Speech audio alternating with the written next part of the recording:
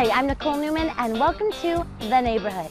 Today we are in Nashville, Tennessee, also known as the Music City. Now this is home to country legends, superstars, and some of the best Southern cooking on the planet. Today we are going to check out all the hot spots that Nashville has to offer, and most importantly, find out why music really does feed the soul. Stay tuned, you don't want to miss a thing.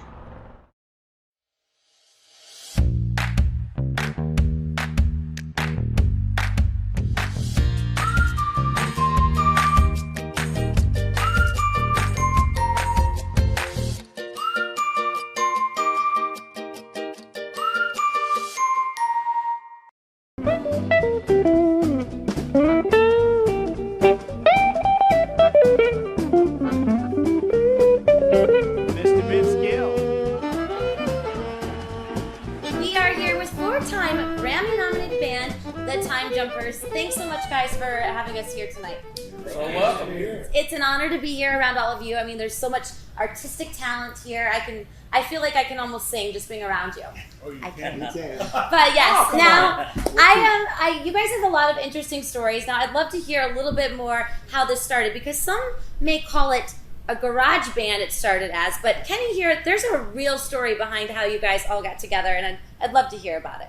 Well, sure. We used to get together over at the Grand Ole Opry. Most of us worked over there, and we would run back to the dressing room between spots and jam. Usually dressing room number 6, Jimmy C. Newman was gracious enough to let us fill up his dressing room. There were quite a few spots missed on the main stage because we were sidetracked jamming in the dressing room. You can really feel the connection. How do you guys keep it together? Like, there's no competition on stage. It's just like doing your thing. Like, how do you keep it working like this? We like each other. You like each other. That's important. You know, it's really hard. We're fans of each other's playing, and we're constantly stealing from each other. You'll hear something that Paul played in a piano solo next week or in a fiddle solo or whatever. It's a great compliment when somebody steals from you in this town. Make that old sugar mud and all the kisses I've missed, I'll be getting them soon. There'll be kisses from sugar. Make that old sugar mud. Well, I'll be dreaming sweet dreams of all the loving I'll get till I get back to my Vince, you have a really great song from the Time Jumper CD, Woman of My Dreams. Okay, and I really like that one a lot. You have a lot of songwriting. Obviously, you're a Nashville Songwriters Hall of Fame. I'd love to know, where do you get the inspiration to write songs? Well, you write songs about what you know about. True life is a great inspiration. Today we spent the day working on a song that I wrote about Kenny's sweet wife Dawn, who passed away at the end of last year, and it's just simply titled "Kid Sister." So you write about things that move you. The important thing is, I think, for this band is to have hopefully a legacy after we get done at some point, that we did original music. To me, music was always meant to be a conversation. It was something that was never meant to be hoarded for oneself. If there's no conversation coming back at you, it's not very much fun. Corina, where you been so long? I ain't having no loving since you've been gone. Come on, Paul. This is a hard world. It's a dark place out there. Mm-hmm. There's a lot of people that are going through crap that they're not talking about. And for us to put a smile on somebody's face, I did a good thing. Mm-hmm. Music feeds the soul. Yeah. It does. After seeing a show of yours, you're very full, very full. What is it about Nashville that makes it like no other place in the world? Well, for me, it's the community of musicians. Mm-hmm. It's being a part of a brotherhood like this. Yeah. It's kind of the last place on earth, really, that still has that sense of community, camaraderie and all that thing, where people gather in a room. I often look at music like the word democracy. It gets bandied about in politics, but never really gets honored in its definition. But you get us together and put us in a room, and we're all working together for a common goal, to serve a song. the city really cares about a song, and we have all taken part in watching the song being the seed evolve into something. We've been a part of it, and we've all been touched by that. And I think that's a big part of what this community still believes in. And I think it's artists like all of you that make Nashville like that. You know, people come and they just want to enjoy great music told from the heart. A lot of you know each other, started out, friends of friends, and you really work together well. And I cannot wait to watch the show coming up. I know you guys have to go out there. And I just want to thank you all again so much for meeting with us today. And it's been a pleasure. You really are the real deal here. We have a lot more in store when we check out the Time Jumpers live right here. Where slowly flows the Rio, rose my rose along the Rio, blooming by the silvery Rio Grande. Where I go, she waits, I know, where we parted long ago, climbing like the roses on the borderland. My lonely days begin with her name upon the wind. I'm longing for that sunny Texas sky and sand.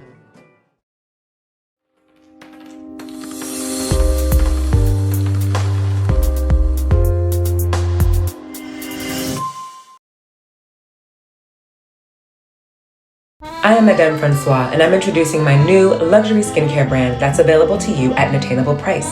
Discover my beauty secrets, luxurious, effective ingredients with proven results and a price tag that doesn't break the bank. Come indulge with me at lesmadamefrancois.com.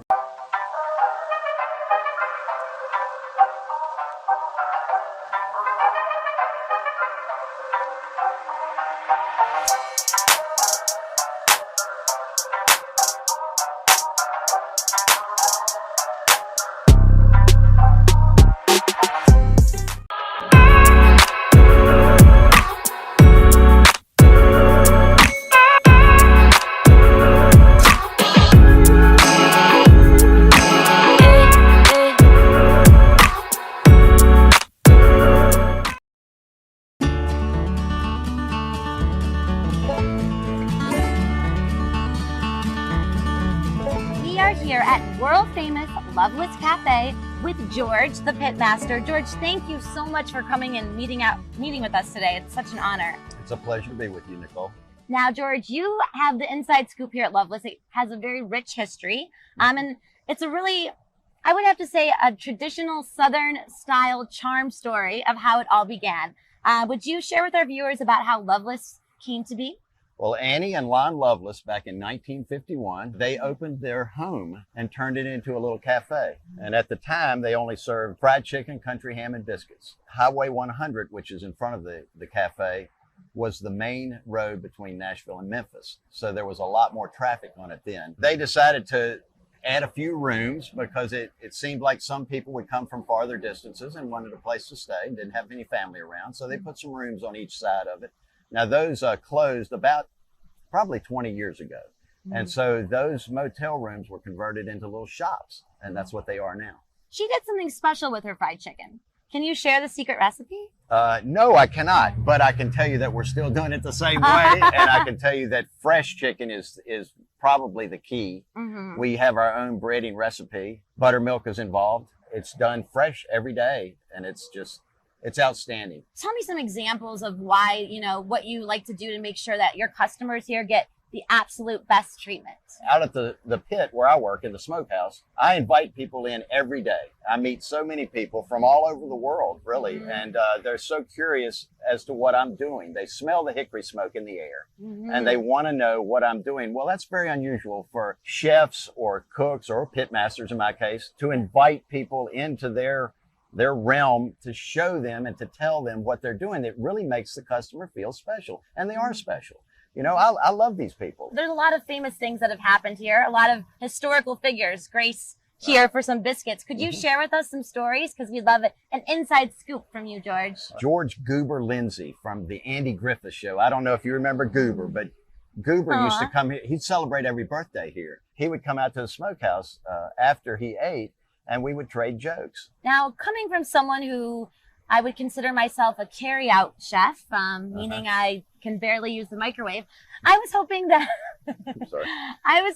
maybe a professional like you could give us some tips on how to create the perfect smoke.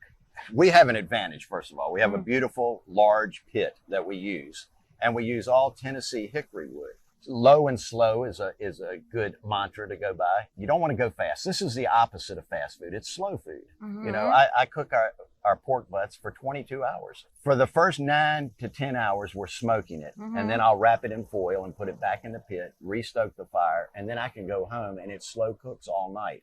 Okay. And then when I get back here at 2:30 or 3 in the morning, we take it out and it's perfect then, and still hot, and the coals are still hot because it's a very well-designed pit. So George, you're actually going to give us a sneak peek on your smokehouse. I like to call it George's smokehouse, but it's Loveless Smokehouse.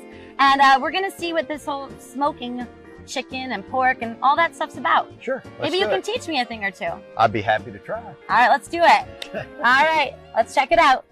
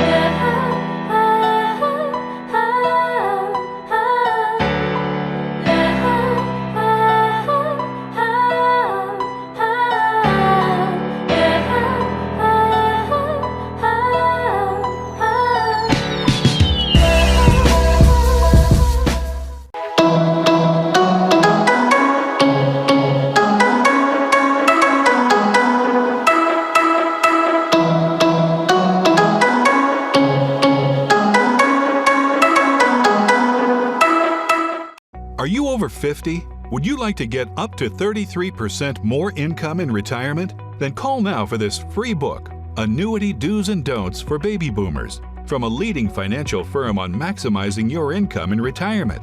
That's right, free. This free book reveals little-known secrets about annuity strategies in simple-to-understand terms that will help you make the right choices before buying an annuity. And it's free. Call right now for your free book, and as a bonus, we'll also throw in a free annuity rate report. We researched over 1,200 annuities and summarized the rates and benefits of annuities from financially strong insurers. Again, that's Annuity Do's and Don'ts for Baby Boomers and a free annuity rate report, both absolutely free, for calling Annuity General today. Supplies are limited. Call now. Call 800-590-8551. Attention Medicare customers with diabetes. Now you can stop the painful pricking of your fingers with a continuous glucose monitor, and they're covered by Medicare if you qualify. Call right now for free information. Attention Medicare recipients. The Inogen One Portable Oxygen Concentrator may now be available at little or no cost to you. Call 800-508-0945 to order yours today. Inogen oxygen concentrators are portable and make oxygen from the air around you. They're light, quiet, and battery operated to go everywhere you go. And we have a full line of portable oxygen units to fit a wide range of budgets. If you're on Medicare, you may even qualify to get your Inogen unit at little or no cost to you. Go back to joining friends for the breakfast special, make spending time with the grandkids easier, or start attending your religious services again. Call Inogen now for a free information kit and a free no-obligation consultation on our complete line of affordable portable oxygen products.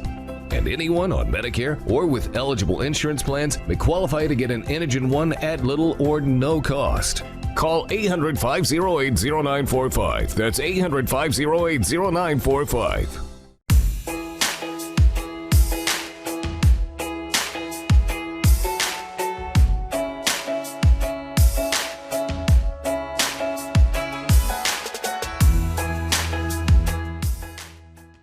We are here with George backstage at the pit. All right, so I'd love to see what we've got cooking here. We have pork butts. We have 20 of them in here, which is about how many we cook every day and about how many we use every day. Wow. These come from the shoulder of a hog.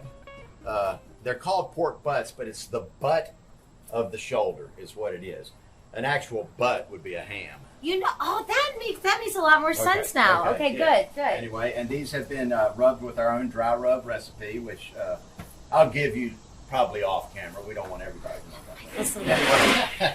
And then over here behind door number 2, we have some of today's special. I'll pull these out and let you see them. These are our barbecued chickens. They're half chickens. I smoked them first, and then I glazed them with our barbecue sauce. Wow. And this is what you get today if you want to eat barbecue chicken at the Loveless Cafe. And that barbecue is homemade as well. It is. Our barbecue sauce Everything's is homemade. That's correct. Everything's made from scratch. And then we also have in here turkey breasts. Now these are smoking as well. They have been split and seasoned internally, and then I truss them back, tie them back together, and we smoke them until they're just right. It's like Thanksgiving every day here. Pretty much. That's great. This is like your second home, kind of. Well, it is, and I say all the time, this is a labor of love, and both of those words are very key. It is definitely laborious. It is a labor, yeah, but it is a loving labor, you know. So I'm just very blessed to be here every day. What's your favorite part about being the pit master? Probably what I just said, serving folks. Yeah. You know, because I don't enter those contests for trophies. I'm not here for trophies. My trophies walk out every day, you know, with smiles on their face. And they're usually walking a little slower. Well, there you have it. The Loveless Cafe, a cafe that really makes you feel loved. Thank you so much. If you're in town, make sure you stop by and see George the Pitmaster and check out lovelesscafe.com for secret recipes and more. Now, the Loveless Cafe has the absolute best biscuits anywhere in the world with homemade jam. You gotta check it out.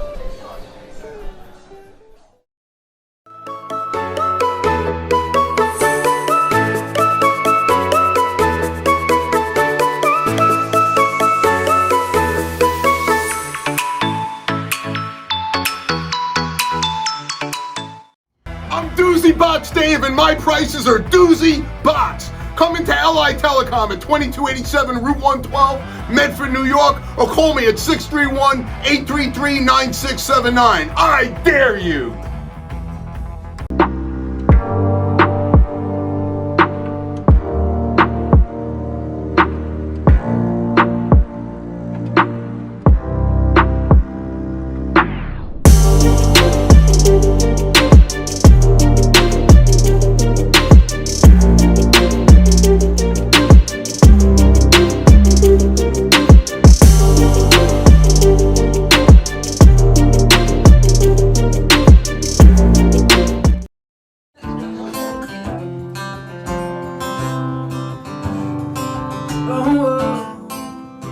I was a medical student. I was in the second year of med school at the University of Oklahoma. And I came out here on spring break. And the first night I was ever here, I got a friend of mine said, "Well, you're here. You gotta go to the Bluebird." And I was lucky enough to sit right in that chair. And I got to hear John Prine. It was a fundraiser for something. Famous people were here. But I remember that night I got to hear John Prine and Joan L. Mosser, Nashville legend, Jeff Black, best song I've ever heard. And who else did I get to hear? Rodney Foster. And changed my life. And I've probably played here 100 times. And it never gets old. It's like a living room. we all just get here and we share stories and we drink and we have fun and we cry and we talk about life. Well, we are very honored to be here tonight at the world famous Bluebird Cafe, and I'm here with Erica. Thank you so much for welcoming us into your home. I really appreciate it. It's great to have you guys here and great to have everybody watching get a peek of the Bluebird. I'd love to hear a little bit about how it all began. 33 years ago, the place opened and it was just a regular cafe. Lunch, dinner, and then a little bit of music started. Our founder put in a little stage, but it wasn't her intention to open up a music club. It just evolved into that.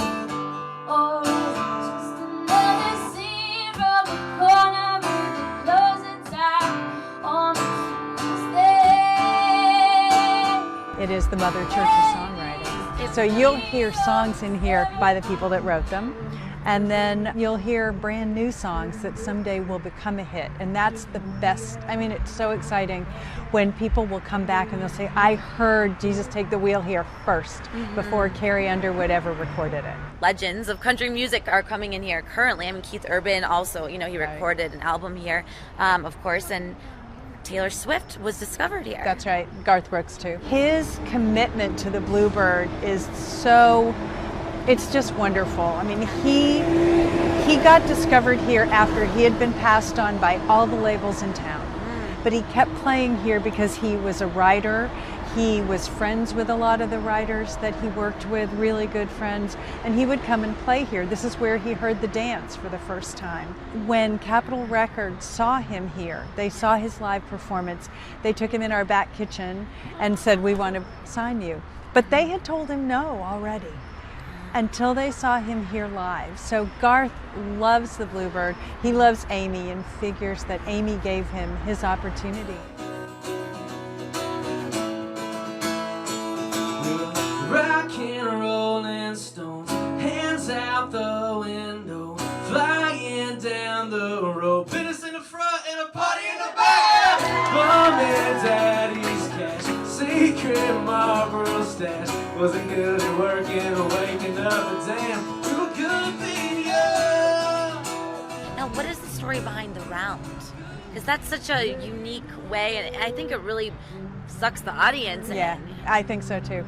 There were some songwriters that were playing here regularly, and they came up with this idea. They'd had just enough to drink to think that, you know, fooling around would be a good idea, and they said, what if we just put us in the middle of the room and played like people were in our living room. The next day, Amy, our founder, remembered that they said that, and she called him up and she's like, so, are you gonna do it? And they tried it and it took off.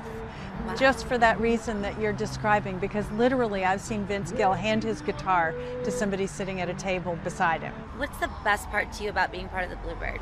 You know, it's the community. It's the community of writers. It's being able to share people's spirits and hearts, and it's just a very close-knit community, and I'm very fortunate to be a part of it, and I feel like everybody that comes here has a piece of that and takes a piece of that with them. I mean, I see people walk out of the club every night, and they're changed. They are. They say, so true. I have never had an experience with music like this before in my life. And that is the great story about the Bluebird, is you can come for one night and your whole life can change. It's a beautiful day outside, kind of like today. And I strapped my guitar, literally bungee corded it on the back of my Harley Davidson. And I rode out to a little town that's not too far from here called Leapers Fork, Tennessee. Beautiful place. And when I got there, I had two of my dear friends waiting for me. A guy named Chris DiStefano and a girl named Carrie Underwood. And Carrie has a little writing cabin out there. It's a great place to write songs. And I showed up, and Chris is a track guy. Sometimes everybody plays different roles sometimes in songwriting. And Chris, his job is to kind of make the music. And Carrie and my job is to write the music and the lyrics, or the melody, whatever, the song, kind of on top of Chris's track. That's our job. Carrie looked at me and she said, you know, I got this idea called Something in the Water. Honestly, I'd written Something in the Water before, and probably 70% of songwriters in Nashville have written that title at some point in their career, right? At least one. Slo's probably read it 3 times. And so my initial thought, and literally in my head, was, oh man, that title's been written a lot. I don't think it's ever been a hit, but it's been written a lot. And she said, what if that water was the baptismal water? And then my bell went off in my head. That's special. And we had one of the most beautiful days I've ever had. And this song really came from Carrie's heart. She's just a wonderful human being. When you're writing with somebody like Carrie, who's that talented and that great a singer, and you get to hear her sing the song first, it's a pretty great day. And you're kind of thinking, man, if she will, or if the powers that be will decide to put this song into the world, it'll change some people's lives. And they did. And people liked it. And afterwards, Chris and I rode into Puckett's Grocery in Bleeckers Ford. Had a couple of cold beers just to celebrate. But it was an awesome day. He said, I've been where you've been before. Down every hallway's a slamming door. Nowhere to run, no one to come save me. Wasting the life that the good Lord gave me. Then somebody said what I'm saying to you. Opened my eyes, told me the truth. He said, just a little faith, it'll all get better. So I followed that preacher man down to the river, and now I'm changed. And now I'm stronger. There must be something in the water. Oh, yeah, there must be something in the water. Well, I heard what he said and went on my way. Didn't think about it for a couple of days. Then late one night it hit me like a lightning. I was all out of faith, all out of fight. Couldn't fight back the tears, so I fell on my knees. Said, God, if you're there, come and rescue me. Felt rough pouring down from heaven above. Got washed in the water, washed in the blood, and now I'm changed.